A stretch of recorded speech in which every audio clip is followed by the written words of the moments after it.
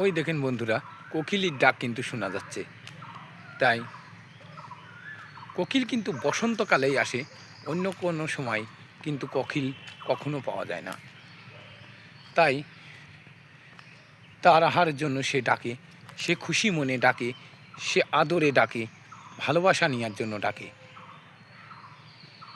এমনও সময় তাই ভালোবাসা নেওয়ার জন্য ডাকে, আদরের জন্য ডাকে, এবং আহারের জন্য ডাকে, এবং বন্ধুর ডাকে।